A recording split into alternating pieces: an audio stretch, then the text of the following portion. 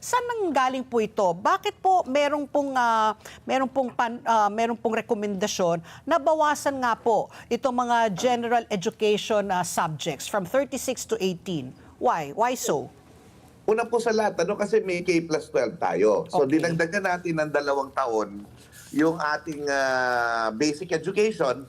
This is to para sabayan yung mga taon din sa ibang bansa. Okay. No? Pero ang pagkasi ginawa mo yun, humahaba din yung pag-aaral ng mga bata. So nagpa-survey yata itong education commission, yung Congressional Education Commission, yung EDCOM, may mga pag-aaral silang ginawa na ang kanilang balakin ay gusto nilang gawing 3 taon o 3 taon at kalahati na lamang yung Kolehiyo? pag-aaral ng kolehiyo. No? Kasi parang ma-focus na lamang dun sa major subjects ng mga bata at mabawasan yung gastos ng gobyerno sa mga state colleges at pangalawa, yung gastos din ng mga magulang.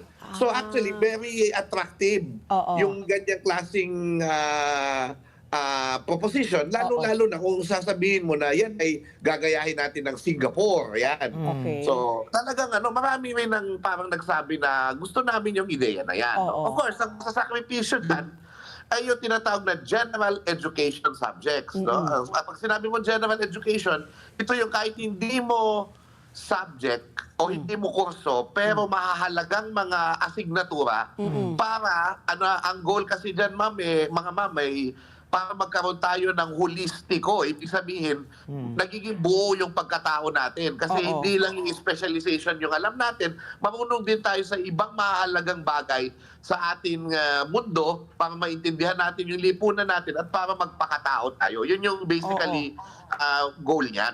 Okay, so Prof, kung sabi nyo very attractive po na proposition ito, no? Lalo na ngayon, napakataas po ng mga bilihin, ng mga serbisyo. Yes. So it's really very attractive. Pero kayo po bilang isang historian, ano po yung inyong pagtutol naman dito po sa proposition na ito? Well, una sa lahat, naiintindihan naman namin yon, no? Ang problema lamang, parang nagkagulatan. Unang-una talaga, yun yung nangyari. Yung nagsasabi sila na may konsultasyon, yung Commission on Higher Education, pero yung konsultasyon na nangyari siguro hindi masyadong malawak sapagkat alam yun, kasaysayan na lang 4 na historical organization ang nagulat. At bigla kaming nagsama-sama na hindi naman kami kung minsan hindi kami nagkakasundo. Pero ngayon, for the first time, may isang statement kami laban dito.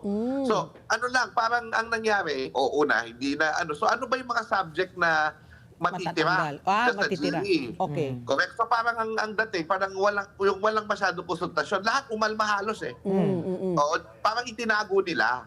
So yun. Tapos siguro yung kailangan din tingnan dito, sa Singapore kasi at sa ibang bansa, maganda yung basic education nila. At matagal nang established.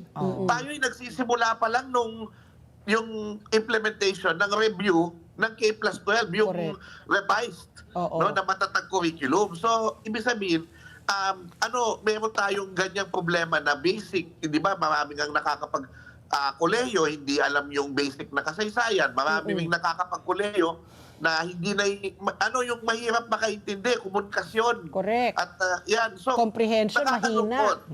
Yes. Pero so, parang imbis na patatagin yung workforce natin, lalo lalabnaw yung mga tao.